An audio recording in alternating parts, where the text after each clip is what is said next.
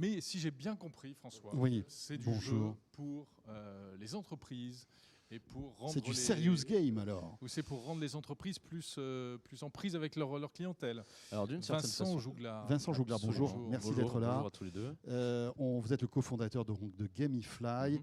On va lancer le petit décompte de 6 minutes et vous allez tout nous expliquer. Donc, start-up française, Gamify. Absolument. Et expliquez-nous alors. Alors en particulier Gamify e-sport.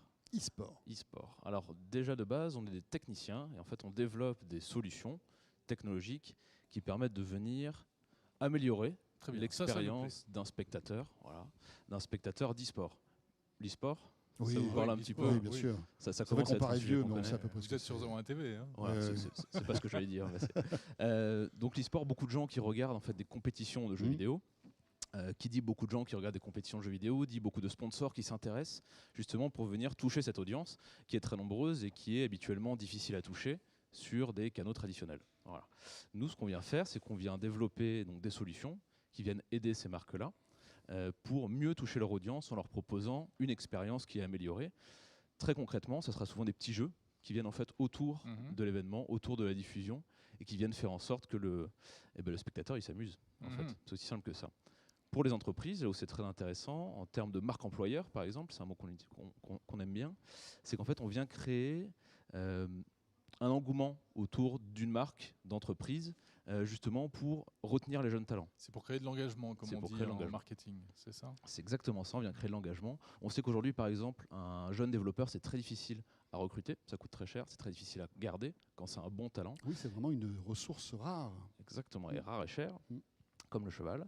Et donc justement, on ça, vient c'est travailler. votre comparaison, hein, c'est pas nous. Hein.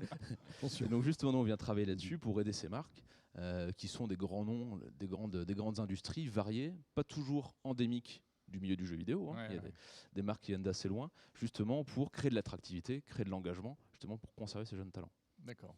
Donc je suis une grande marque, par exemple, pas forcément du domaine du jeu et du e-sport. C'est ça ? Pas forcément, voilà. Absolument. Vous pouvez être un grand constructeur automobile, par exemple. Constructeur automobile, je fais du sucre, n'importe quoi. Je veux aller toucher ces gens-là. Qu'est-ce que je fais ? Comment ça se passe ? Alors vous nous appelez et nous on va vous proposer en fait différentes solutions, différents outils qu'on va venir greffer sur des activations. Donc, par exemple, on va aller voir des influenceurs, des streamers. Vous avez peut-être déjà entendu parler de Twitch, j'imagine. Oui. La plateforme qui est beaucoup suivie, le YouTube du gamer. C'est une danse Twitch à Saint-Tropez, tout ça. Ton époque. Le fameux. Et donc, justement, on a ce qu'on appelle les influenceurs qui vont venir toucher les communautés. Et nous, on va venir proposer nos outils à ces influenceurs et proposer l'activation, au final, à la marque. Et donc, on va avoir des spectateurs qui vont être touchés d'une façon active et d'une façon intéressante par la communication de la marque. Voilà. Okay. L'idée, c'est un petit peu de sortir du carcan du sponsor habituel qui va mettre son logo un petit peu en bas à gauche sur une diffusion. Là, on va vraiment apporter quelque chose de novateur, vraiment une expérience pour l'utilisateur. Puis il y a des pronostics, etc. C'est ça ? Vous avez Absolument. Donc, on crée des petites questions qu'on est capable de générer automatiquement en fonction de données qu'on récolte sur des parties de jeux vidéo. Donc, des petites questions qui vont venir en fait être automatiquement proposé au spectateur. Et donc, il va pouvoir jouer, il va pouvoir répondre à ces questions, il va pouvoir gagner des points, il va pouvoir montrer qu'il est le meilleur pronostiqueur, qu'il est le meilleur fan d'un influenceur ou qu'il est le plus fin connaisseur d'un tournoi, par exemple. Voilà. Tout ça sur mobile ? Mobile et PC, en fait, suivant... Parce que c'est vrai que l'e-sport, c'est sur PC au départ, hein. C'est ça, hein. C'est ça. Alors, ça dépend. On a de la communication qui est... Il y a du mobile aussi...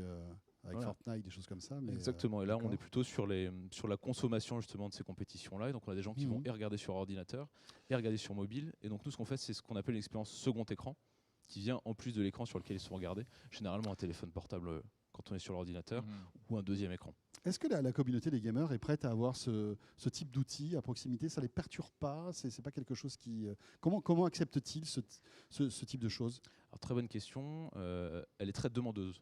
En fait, justement, on a choisi nous, de se focaliser sur l'e-sport. On pourrait se focaliser sur d'autres domaines, hein, sur les technologies qu'on a, mais justement parce que c'est une habitude, un usage que les amateurs ont déjà, que les enthousiastes, comme on les appelle, ont déjà. C'est-à-dire qu'ils ont déjà l'habitude, par exemple, quand ils vont sur Twitch, le fameux, ils ont un chat à côté.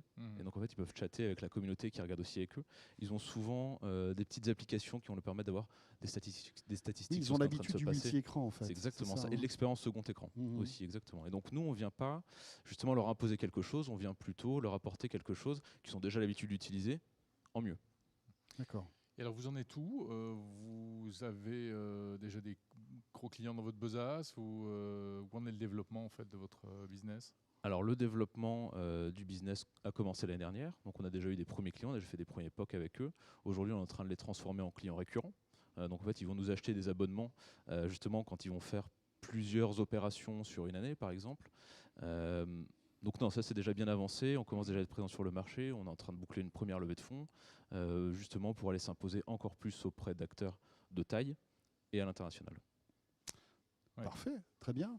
Et alors, est-ce qu'il y a des jeux qui fonctionnent mieux avec votre système que d'autres, par exemple? Alors absolument. Surtout, on va différencier différents jeux en fonction de l'audience qu'on a envie d'aller toucher. Mhm. On n'aura pas les mêmes audiences sur un jeu comme Counter-Strike, qui est une audience déjà vieille, plutôt de mon âge, je suis désolé, versus des audiences qui vont être plus jeunes sur un Fortnite, par exemple. Voilà, qui va s'adresser vraiment aux jeunes adultes. C'est exactement. Donc en fait, tout dépendra plutôt du message Mhm. que la marque a envie de faire passer. Très bien, ben voilà, donc Gamifly. Vincent Jouglard, on est à 10 secondes en fait de la fin de notre C'est timing. parfait. Je crois qu'on a fait le tour. Vous avez été très précis, très concis. Et vos questions étaient très justes. Ben écoutez, merci beaucoup. messieurs. Merci beaucoup. Merci Merci. d'être venu dans Village Startup.